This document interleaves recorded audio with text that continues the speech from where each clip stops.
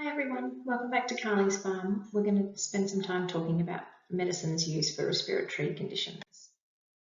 So the first group of medications that I want to talk about are inhaled bronchodilators.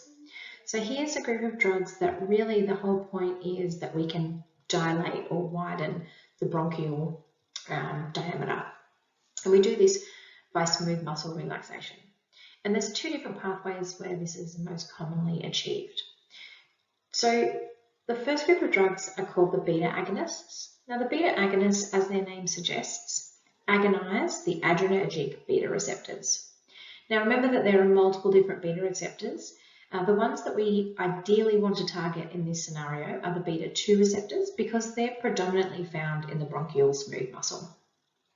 So by agonizing the bronchial smooth muscle beta 2 receptors, we can bronchodilate.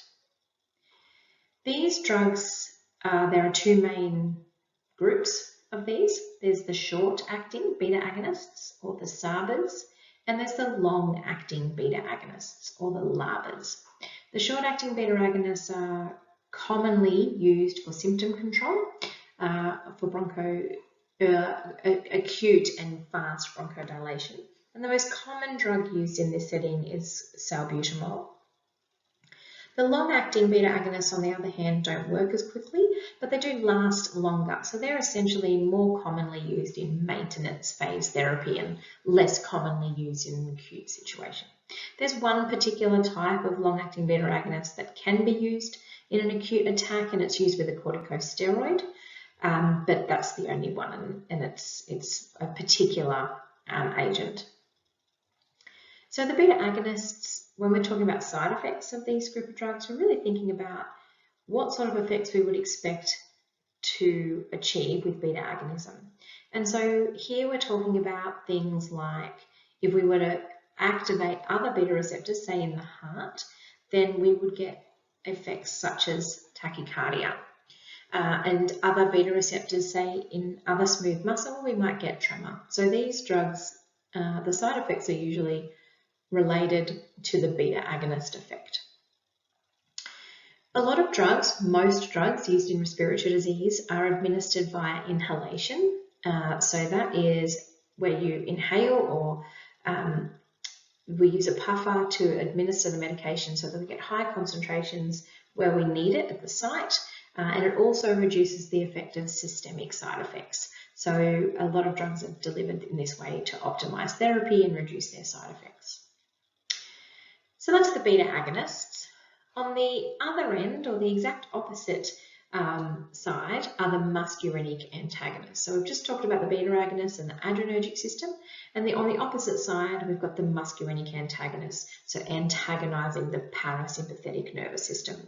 So the parasympathetic nervous system normally innervates a certain degree of bronchoconstriction, and so what we're doing is blocking that effect and creating bronchodilation. Once again, there's two main groups, the short-acting and the long-acting. So the short-acting are the SAMA and the long-acting are the LAMAs. The short-acting muscarinic antagonist, the only one available, is a drug called ipratropium, and it's used commonly used to augment or to enhance the effect of the short-acting beta agonist. So the short-acting muscarinic antagonists are not quite as good at bronchodilation, but when we use them in combination with the SABAs, we essentially can target two different receptors and we get an additive effect. So it's fairly common in an acute asthma attack or an acute bronchoconstrictive event that we would use the two groups together. The long-acting muscarinic agonists last on the receptor for a lot longer, and they've sort of revolutionized the way that we treat COPD, and they're very commonly used in mainstay COPD therapy. Now, because these are muscarinic antagonists, they have anti-muscarinic side effects. So things, for example, like dry mouth, constipation, dry eyes, all of the sort of things that you know are associated with anti-muscarinic effects. Again, because they're inhaled, the side effects are much less serious or obvious. than if they were being administered systemically. So they're the sort of bronchodilators. The next group of drugs I want to talk about are the inhaled corticosteroids. So whilst the inhaled corticosteroids don't directly cause bronchodilation, they do have a lot of effects. And so obviously the inhaled corticosteroids have the same mechanism of action of all the other corticosteroids, which is an intracellular mechanism where there's a disruption or a change in gene expression for a lot of different cells. And so particularly for airways disease, the important effects are here on the slide, but essentially they reduce inflammatory cells and they can also help to reduce cytokines. They can increase beta-2 receptor expression. So then if we're using a beta-2 agonist, that can enhance that effect, and they reduce mucus secretion. Now, even though the corticosteroids are inhaled, which means there are less systemic side effects, we still do have to look out for the normal corticosteroid side effects in patients who are taking inhaled corticosteroids. But more importantly, we look for local side effects. So local effects of immunosuppression in the mouth, so things like local candidiasis, local fungal infections, hoarse voice. Some people can be more at risk of developing a pneumonia, so sort of more local effects as opposed to the more systemic side effects that we might have if we were giving, say, an oral or parenteral corticosteroid. To reduce the local side effects, I should say, we encourage patients, or we sort of counsel patients that when they are on an inhaled corticosteroid, that they should inhale the corticosteroid and then rinse their mouth out with water to reduce the deposition of the corticosteroid in the mouth and the upper airway. The other two groups which are worth a mention, they're not inhaled, but they are the leukotriene receptor antagonists. So this is blocking leukotriene receptors, which of course is part of the inflammatory pathway, which reduces bronchoconstriction, so enhances bronchodilation. These drugs are pretty well tolerated. They are oral, so you take a tablet.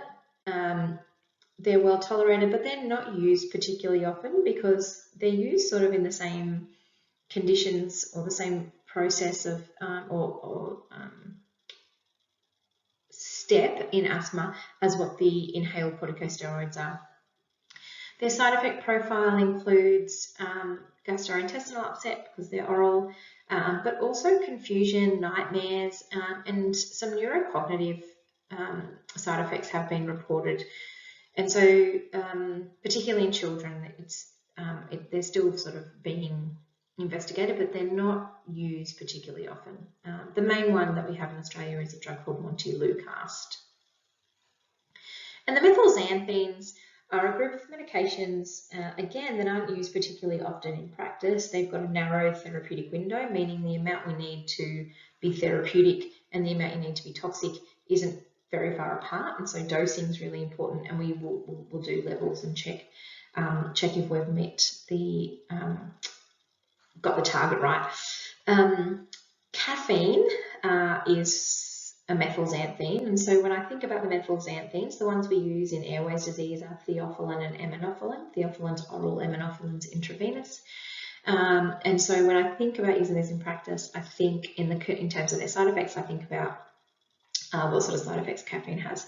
So this can be tachycardia, tremor, excitability, etc. Now the methylxanthines have a mechanism of action whereby they inhibit phosphodiesterase, which in turn increases intracellular cyclic AMP, and so you get bronchodilation or smooth muscle relaxation. They're very hard to use, the side effects are pretty serious, and so they're not used particularly often in practice, although some patients you will see on them. And the very final group of medications that I'll mention to you without going into a lot of detail because they're expensive and they've got a very specific patient population that can access them are the monoclonal antibodies. So there's sort of increasing amounts of monoclonal antibodies available now for a treatment of usually allergic asthma or a sort of an allergy-led asthma, eosinophilic asthma. And the targets so far, we have interleukin, IL-5, but also IL-4 and 13. One of the drugs does those two, so the dupilumab is new, and it targets both interleukin-4 and interleukin-13, but also IgE to reduce sort of the immune response in an allergic type of asthma. The only other thing that I wanted to mention before I finish is, I guess, just the importance of the way that we administer medicines in airways disease, and the fact that we more commonly than not administer medications by inhalation. And the way in which that's done is through different types of inhalers. And there are lots of different types of inhalers, and so making sure that your patient has the right inhaler for them. So for example, children will need something that can have a mask attached to it. Older people or people with, say, arthritis, etc., will need, you have to take dexterity into account and maybe need an inhaler that doesn't require so much physical manipulation. So there are a lot of things to take into account, and making sure that people have the right puffer and the right technique is a really important part of optimizing their treatment. Hopefully this was helpful. Thank you for joining me, and I'll see you next time.